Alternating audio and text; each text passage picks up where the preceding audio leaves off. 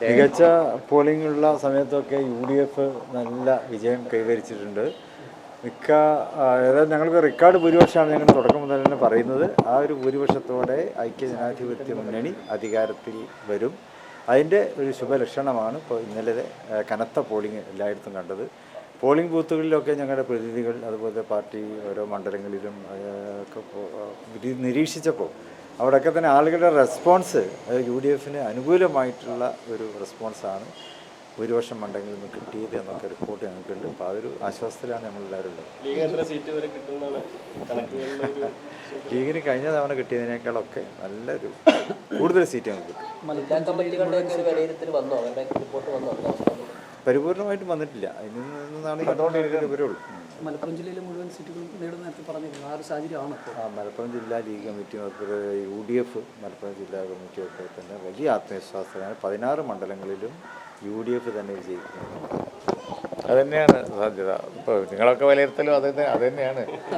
ഞങ്ങൾ വിലയിരുത്തുന്നതൊക്കെ വരികൾക്കിടയിൽ 2 ദിവസമായിട്ട് കേട്ടുകൊണ്ടിരിക്കുന്നുണ്ടല്ലോ.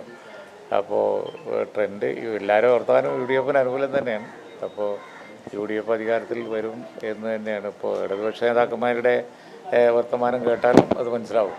കാരണം അവരുടെ ആത്മവിശ്വാസക്കുറവ് പ്രകടമാണ്.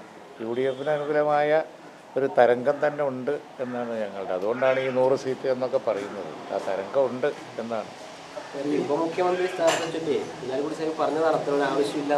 ഞാനല്ല തങ്ങൾ സാഹചര്യം നോക്കി അത് പരിഗണിക്കും ആവശ്യം അല്ല. അതെ ഇതിപ്പോൾ നമ്മളിപ്പോൾ ഒന്നും ചർച്ച ചെയ്യേണ്ട. തങ്ങളത് സംബന്ധിച്ചൊരു കാര്യം പറഞ്ഞിട്ടുണ്ട്. തങ്ങൾ പറഞ്ഞത് അവിടെ നിൽക്കുന്നുണ്ട്. ഞങ്ങളതൊന്നും ആവശ്യപ്പെട്ടിട്ടില്ല. മറ്റ് അങ്ങനെയുള്ള ചർച്ചകളൊന്നും കൊണ്ടുവരാൻ ഞങ്ങൾ ആഗ്രഹിച്ചിട്ടില്ല. അതുകൊണ്ടാണ് തങ്ങൾ പറഞ്ഞത്. നമുക്ക് എത്ര പ്രാവശ്യം പറഞ്ഞു. പിന്നെന്തിനും ഇപ്പോൾ ആദ്യം ഭൂരിപക്ഷം കിട്ടട്ടെ. ഈ രാജ്യത്തിൻ്റെ പ്രശ്നം പലതും ഉണ്ടല്ലോ. അതല്ലേ നമുക്ക് പോകാം. കുറച്ച് നിൽക്കുന്നുണ്ട്. മുസ്ലിം ലീഗിനും അതേ അഭിപ്രായം തന്നെയാണ്. അല്ല അതന്നെ അതെ. ഞങ്ങളെല്ലാവരും അങ്ങോട്ടും ഇങ്ങോട്ടും ആശയവിനിമയം നടത്തിയിട്ട് തന്നെയല്ലേ പറയുന്നത്. 100 സീറ്റ് കിട്ടാനുള്ള സാധ്യത ഒക്കെ ഉണ്ട്. കാരണം എന്താ വെച്ചാൽ നല്ല ഒരു 20-18 സീറ്റ് UDF ജയിച്ചില്ലേ. അതേ ട്രെൻഡാണെങ്കിൽ ഉണ്ടാവുമല്ലോ. നിങ്ങൾ കണക്കൂട്ടിയൊക്കെ പിന്നെ പേരാമ്പ്ര ഒക്കെ അതൊക്കെ വലിയ പ്രതീക്ഷ. അതുപോലുള്ള സീറ്റുകളൊക്കെ പ്രതീക്ഷിക്കല്ലേ. സൗത്ത് അതുപോലെ അങ്ങോട്ട് കോഴിക്കോട് ജില്ലയിലൊക്കെ മുഴുവൻ സീറ്റിലും പ്രതീക്ഷയാണ്.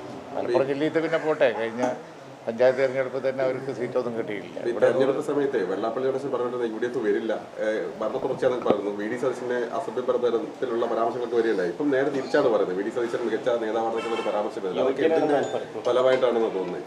അല്ല അത് പിന്നെ UDF വരും എന്നുള്ളൊരു വസ്തുതയാണെങ്കിൽ അപ്പോൾ അതൊക്കെ ഒരു സാക്ഷ്യപത്രമായിട്ട് നിങ്ങൾ തന്നെ വാർത്ത കൊടുത്തുകൊണ്ടിരിക്കുന്നുണ്ടല്ലോ. ഞാനും ഇതിനൊരു വ്യാഖ്യാനം പറയേണ്ട ആവശ്യമില്ല. ഇവരൊക്കെ പറഞ്ഞ സ്ഥിതിക്ക് ശരിയാണെന്ന് തോന്നുന്നുണ്ട്. മീഡിയ തന്നെ വിലയിരുത്തുന്നുണ്ട്. അപ്പോൾ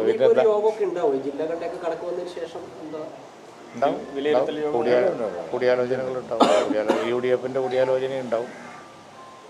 എന്തായാലും ഒരു കാര്യം തീർച്ചയായും ഞങ്ങളുടെ ആത്മവിശ്വാസം വളരെ പ്രകടമാണല്ലോ.